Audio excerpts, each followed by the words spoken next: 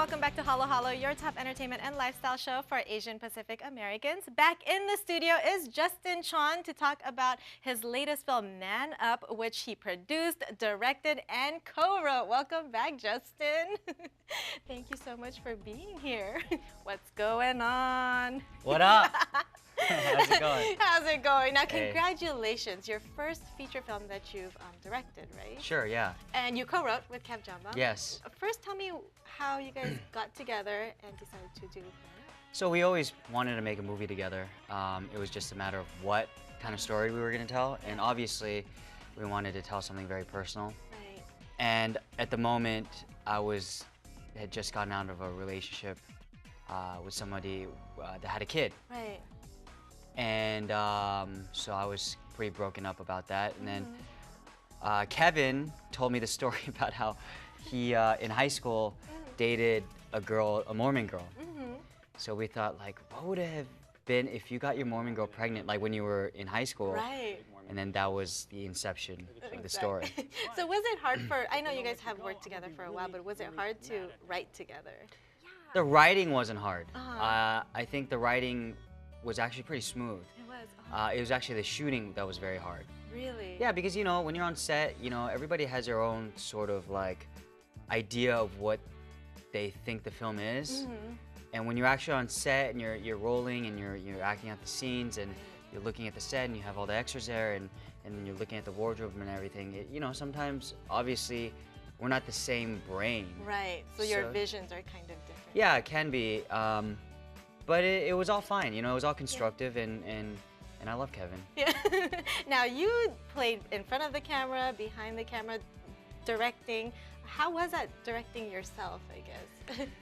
That's, you know, I gotta say, if I do it again, I don't think I want to be in it the next time around. Really? Because it's just, how are you supposed to judge your performance if you're in the scene and if you're watching yourself during the scene, you're not acting, you're just kind of, you're not really living in it. Yeah.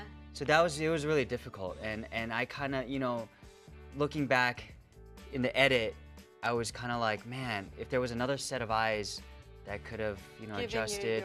Yeah, or not just me though, because I was in it, like even like my concentration and focus for stuff within the scene was a little blurry at times because there's so many things going on, you know?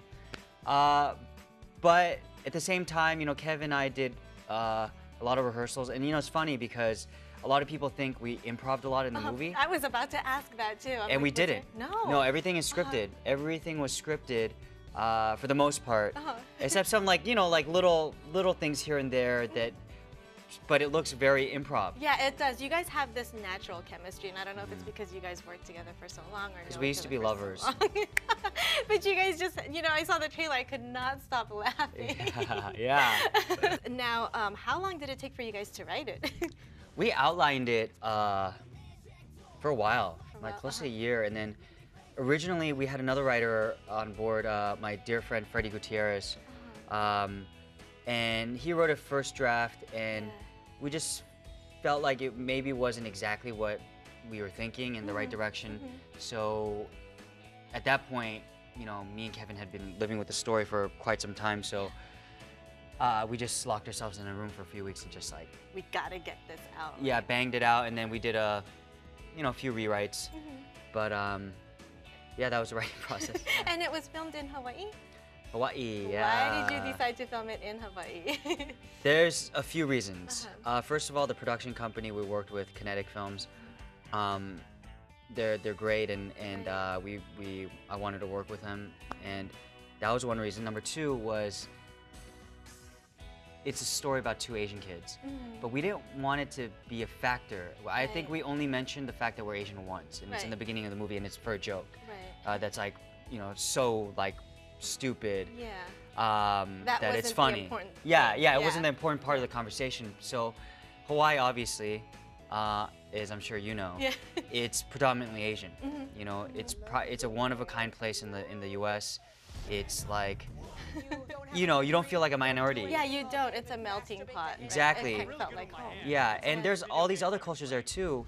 So like, it was just a good setting for these kids just to be who they are without having to deal with like stereotypes and all that stuff. And you know, actually we wanted to fight those stereotypes why we said in Hawaii, and it's just two kids. And the third reason is Hawaii's just beautiful, and a lot of the it's getting in the mind of like a teenager, right? Right. And as a teenager, whatever they're going through is like the most important thing on earth.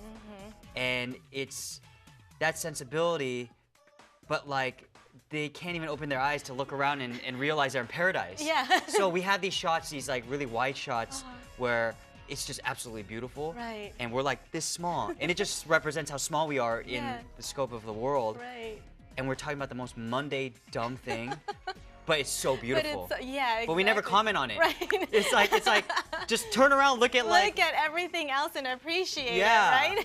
But that's how kids. That's even me sometimes. Yeah. I do that, and it's nice, you know. Yeah, but it's everybody. Okay, wait a minute. Yeah. Yeah, it's everybody to like just take a second, take a breath, and just take in your surroundings. Yeah, live in the moment. And but as a teenager, dude, the smallest thing is such a big deal. I remember that. And but. You know, I'm not giving anything away, but but Martin, Kevin's character is getting ready to have a baby. Yeah.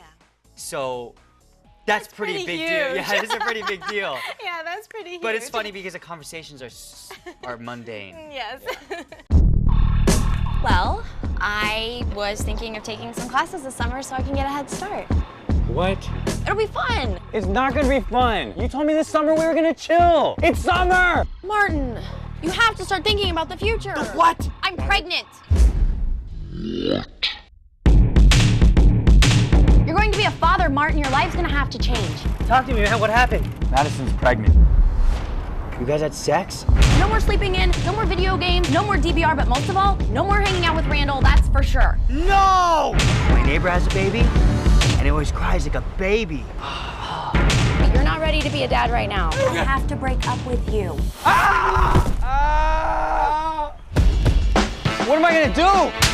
Snap out of it! You need to man up. We gotta learn how to take care of kids and play with them. Hey, little guy, you wanna play? Hey, grab that kid over there, he looks lonely. Good, another gay couple. We're not gay. Stop! Who is ready to try some labor positions? We got this. Okay, now, again, for more info on Man Up, where can we go? Yeah, we have a Twitter, we have a Facebook, and we also have a trailer online. You can take a look. It's just Man Up. It's hilarious. You guys have to check it out. Also, okay, so I will be in Hawaii. So I'll be in Hawaii. I'm going to speak at UH. So if you guys want to catch UH, that's where I went to. UH Manoa, right? I'm doing both campuses. Okay, cool. All the information is going to be on your Facebook page. For yeah. all of our Hawaii viewers. Thank you so much, Justin. Always fun chatting with you. Yeah, give me a hug. Aww. Thank you. Yeah. He's amazing. Again, make sure to check out Man Up, and for all our Hawaii viewers, make sure to check him out. He'll be at UH. Time for a quick break, but we have more entertainment and lifestyle news when we return.